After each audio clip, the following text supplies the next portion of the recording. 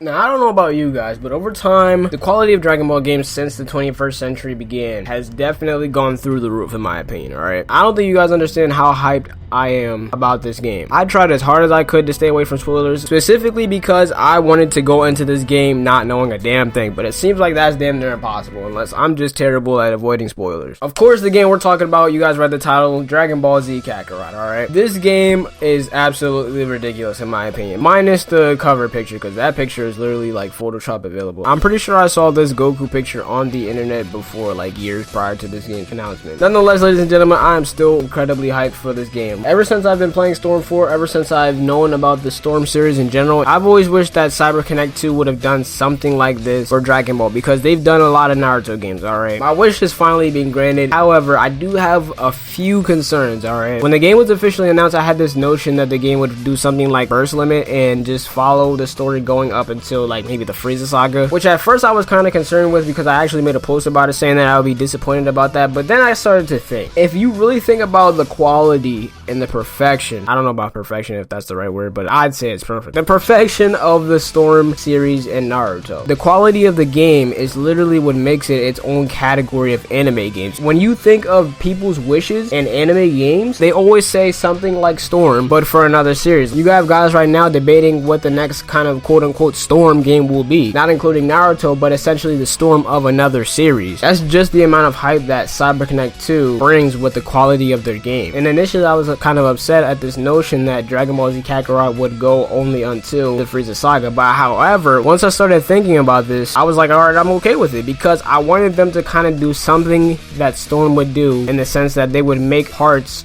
of the Dragon Ball Z series. Now, of course, we have the news that we're going to go up until at least the Buu saga, because we have screenshots, we have information, we have trailers, I believe. I'm not too sure about that, but I'm pretty sure we have trailers, and we even have gameplay in certain places. Don't get me wrong, I'm still excited about that, because that's just more enjoyment for me and hopefully more gameplay for you guys. About a year or two ago, I'm pretty sure it's going on 2 years now, I even had a series of Legacy of Goku 2, which I was planning on going into the Buu's Fury. Essentially, I just didn't finish the series. I don't know why I didn't finish the series. For any of you guys that are new to the channel, I definitely have a lot of series that I've started and just haven't finished for some reason. But nonetheless, I am really excited for this game. Now, with my enjoyment, I do have a few problems, right? Which I don't think I even finished that idea earlier. Like I said, I was initially upset at the fact that the game was only going to go to the Frieza saga, at least that's what I believed, but now I've really grown accustomed to it. So now, at this point, I'm kind of upset at the idea that the game's going to go into the Buu saga, because unlike the Storm series, they have the potential to miss a lot of key events, but developing a game that has 3 arcs. I'm not sure if that made sense. I probably could have worded that a little better, but essentially, with including all of the arcs of the Dragon Ball Z series, you run the potential of missing enjoyable events that we may remember from the show, but because you're developing a game with a lot of quality and it incorporates the entire series as opposed to a few arcs, there's potential to miss a lot of things. Otherwise, the game would just be too much space on your console or PC, whichever one you prefer, but those are my thoughts on that aspect. Now, this might just be my opinion. I personally feel like these screenshots have lost quality over time. Alright, this is editor KaiSav here, alright? I want to make a really big confession real quick. At the time I'm editing this video, which is the 24th of October, Shonen Games had just released, literally seconds ago, V-Jump scans of Dragon Ball Z Kakarot that are clean as hell. Super Saiyan 3 Goku doing Dragon Fist, diving in, and then you got the Kebu render. Oh my gosh, completely changed my mind about the screenshots. I want to apologize to you guys. Completely changed my mind. Now, I'm going to be popping back in here a little later in the video because there's something else I want to talk about, but for now, just know that I completely changed my mind about the screenshots. Man, the game is top notch. I have no issues. Now, the game still has a lot to offer, okay? You can literally fly around damn near an entire world. Now, I haven't played the game. I haven't seen much gameplay on the game. Again, I'm trying to avoid spoilers here, so there might be a few things that I'm missing. Over time, that'll probably change. I'm probably just gonna invite the spoilers in anyway, and I'll probably just try to stay up to date on this game as it gets closer and closer to its release date. The game has so much to offer, and it kind of seems weird that they offer canon arcs that are going to be featured in the video game that weren't seen in the manga. At least that's what Toriyama says, I'm pretty sure. That seems weird for people who don't enjoy these kinds of games, okay? Because even if you're a big Dragon Ball fan, which kind of seems weird if you're a big Dragon Ball fan and you don't enjoy like flying around the world of Dragon Ball, I don't know, you have to essentially buy the game in order to experience a canon arc that wasn't featured in an anime or the manga. The fact that you can fish, you can fly around,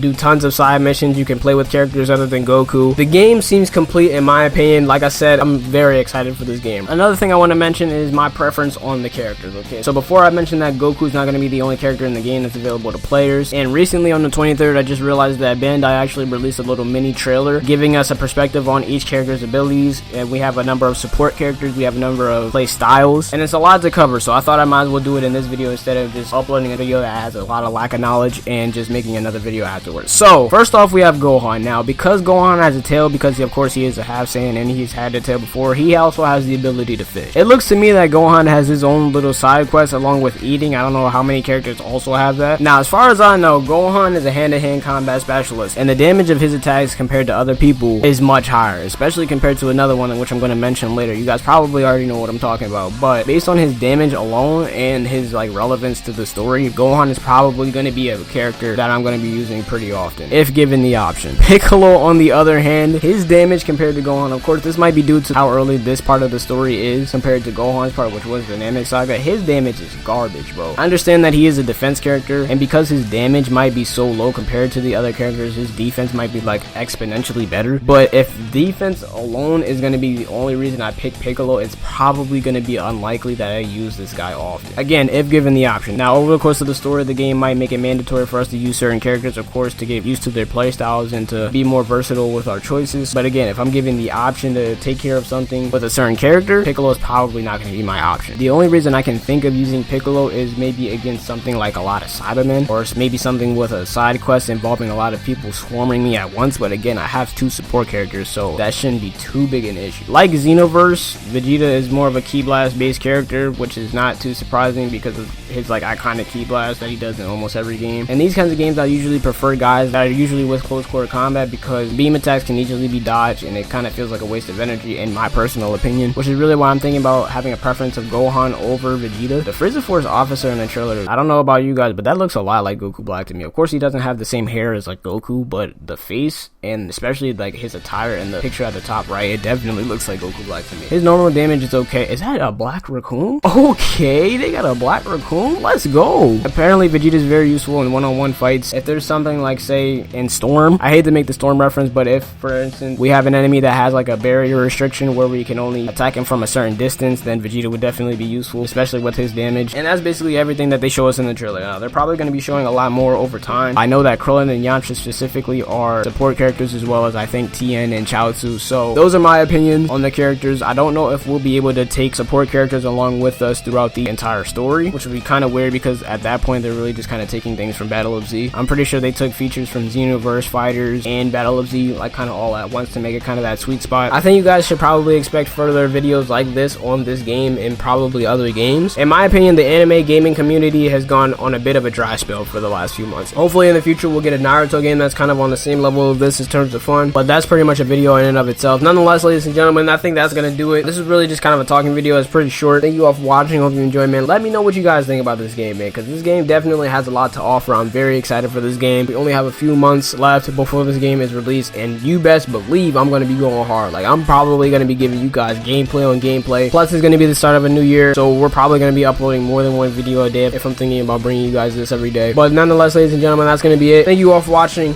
I hope you enjoyed, man. If there's anything I forgot that you guys think I should have mentioned, be sure to leave that down below as well. I have no problem having a conversation with you guys on what you think about the game, alright? Like I said, man, thank you all for watching. Hope you enjoyed, man. It's your boy, LordKaiSav, and I will see you all in the next video, man.